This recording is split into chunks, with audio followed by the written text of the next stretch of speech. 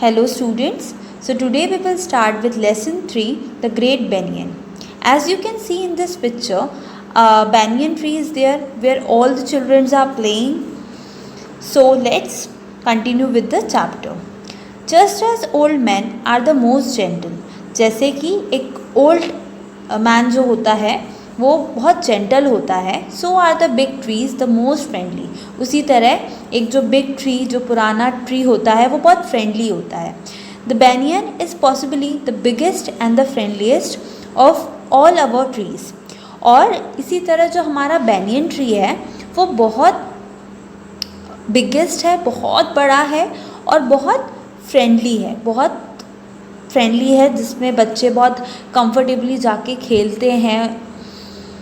We do not see many banyan tree in our cities nowadays. आजकल हम लोग हमारी सिटीज़ में banyan tree नहीं देखते हैं, बहुत कम हमें देखने को मिलते हैं.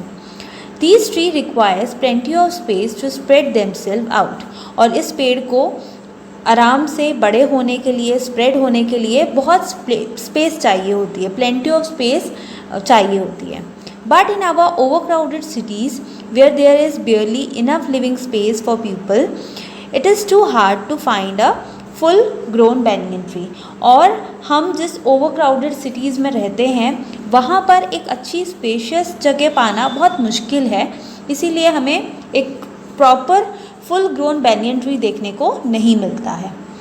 After all, a full grown banyan tree takes up as much as space as a 3-story building.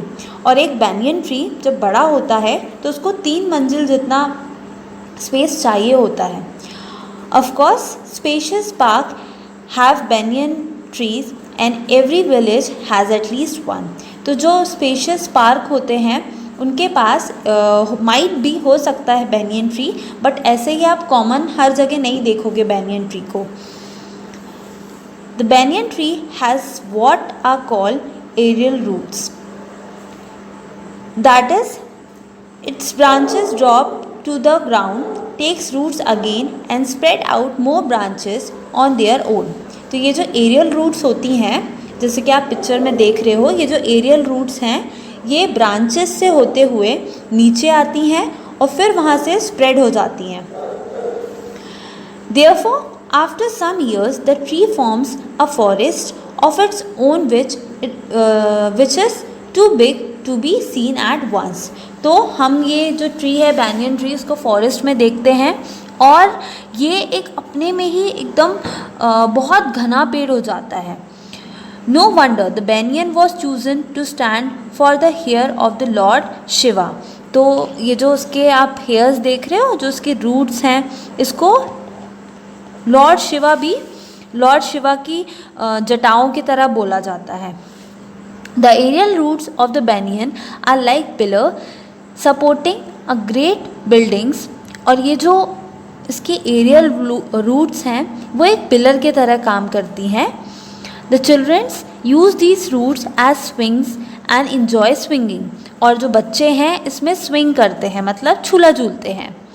If you destroy the pillar, the building will fall, and so will the banyan, because its main trunk is not very deep rooted.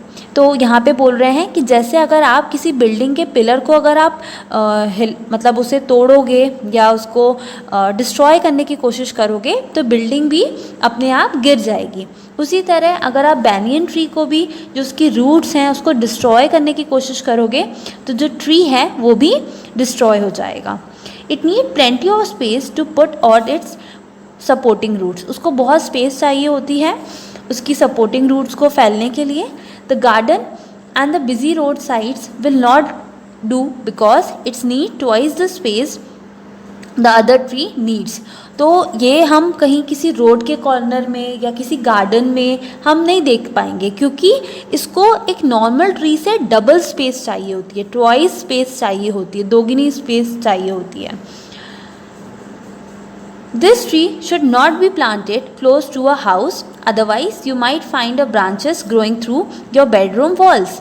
और इसको आप अपने घर के पास में भी नहीं लगा सकते हैं, क्योंकि आप कुछ ही दिनों में देखेंगे जब वो पेड़ बड़ा हो जाएगा तो आप देखेंगे कि आपके बेडरूम्स की वॉल में उसकी ब्रांचेस आ जाएंगी, क्योंकि वो इतना टॉल ट्री होता है और वो इतना स्प्रेड होता है कि हमारे घर को भी वो डिस्ट्रॉय कर सकता है। जो उसकी ब्रांचेस हैं वो हमारे घर तक आ सकती हैं। It is always cool, dark and shady beneath a banyan tree.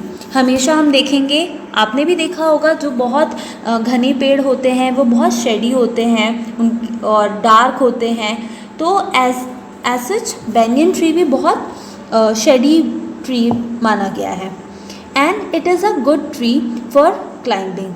और ये ऐसा पेड़ है जिसमें हम आराम से चढ़ सकते हैं, है ना। आप सारे पेड़ में नहीं चढ़ सकते हो, कुछ जो पेड़ होते हैं उनकी ब्रांचेस बहुत कमज़ोर होती हैं, तो आप उन ट्रीज़ में क्लाइंब नहीं कर सकते हो, ठीक है। बट बैनियन ट्री बहुत स्ट्रॉन्ग ट्री होता है, उसकी ब्रांचेस बहुत स्ट्रॉन्ग होती हैं, तो आप उसमें आराम से क्लाइंब कर सकते हो। You can climb it's branches without much difficulties. आप उस ट्री में आराम से क्लाइंब कर सकते हो विदाउट फेसिंग एनी डिफ़िकल्टीज़, बिना किसी डिफ़िकल्टी को फेस करें। And there is no danger of falling off, और ना ही कोई खतरा है कि आप गिर जाएंगे। It is also one of the most comfortable tree to sit on. और ये बहुत कम्फर्टेबल ट्री है जिसमें हम आराम से बैठ सकते हैं। One can lean against its board trunk and read a books and nobody will trouble you, for you will be completely hidden by the board shining leaves। तो आप आराम से उस ट्री के ट्रंक में आप लीन हो सकते हो, आप आराम से उसमें लीन होके बैठ सकते हो, अपनी बुक्स रीड कर सकते हो, और आपको कोई आकर परेशान भी नहीं करेगा, डिस्टर्ब भी नहीं करेगा। The banyan is also very hospitable। Apart from the boys and girls, it gets a large number of other visitors like birds, squirrel, insect and flying foxes।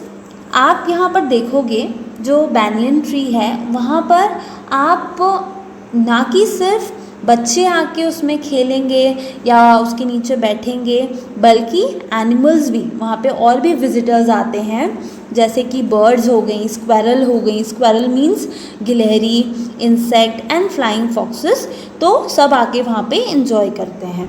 Many interesting creature actually lives in the tree. और बहुत से interesting creatures जीव जंतु उसमें रहते भी हैं। Which is full of dark private corners just right for the different kinds of tenant। The banyan is rather like a hostel in which a number of different families live together without troubling each other।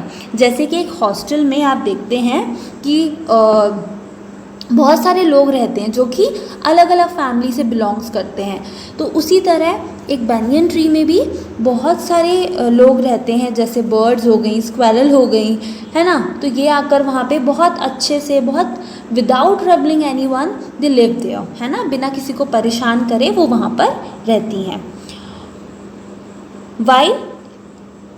While its young leaves are still pink and soft, they are visible by the delicate map butterfly which leaves her eggs in their care, and the little squirrel comes searching for the sweet and the sticky honey on them, so the friendly banyan offers sometimes to every visitor। और आप उस banyan tree में देखोगे कि जो butterflies हैं वो आप देख सकते हो, जो अपना एग ले करके जाती हैं, है ना।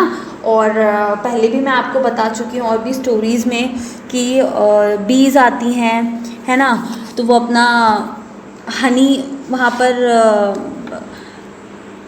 कलेक्ट करती हैं, तो उसको बैनियन ट्री फ्रीली हर एक विजिटर को दे देता है ना। बैनियन ट्री किसी को मना नहीं करता है कि नहीं मैं आपको नहीं दूंगा। बैनियन ट्री सबको वो हनी प्रोवाइड करता है, सबको वो हनी दे देता है। Everybody carries memory of the past and in it there is a kind of faith for the old banyan। और इसीलिए वहाँ पर बहुत सारे लोग अपनी एक मेमोरीज़ क्रिएट करके जाते हैं, एक मेमोरीज़ बना के जाते हैं और बहुत इन्जॉय करते हैं। In fact it is their imprint in the mind of the people that makes the banyan immortal. और एक तरह की ना वो पेड़ एक छाप छोड़ के चला जाता है, एक बच्चों के साथ और जो एनिमल्स उसमें रहते हैं, जो इंसेक्ट उसमें रहते हैं, तो वो सबको एक तरह का शेल्टर प्रोवाइड करता है, तो लोग बहुत खुश रहते हैं उससे। Even there is a popular belief which has its root in the mythology that a banyan is a god and people worship it। और banyan tree में लोग आके उसकी पूजा भी करते हैं। That's why the banyan has always been regarded as a scared and the serving member of the society and not just a tree। इसीलिए banyan tree को ना कि सिर्फ एक कॉमन ट्री बोला गया है, बल्कि वो एक serving member of the society है। वो एक सोसाइटी को कुछ प्रोवाइड करता है and it is not just a simple tree, it is very precious and very nice tree. So here we have completed this chapter. I hope you have understood, and this is your homework that you have to read this lesson very carefully and do the writing work also. Okay.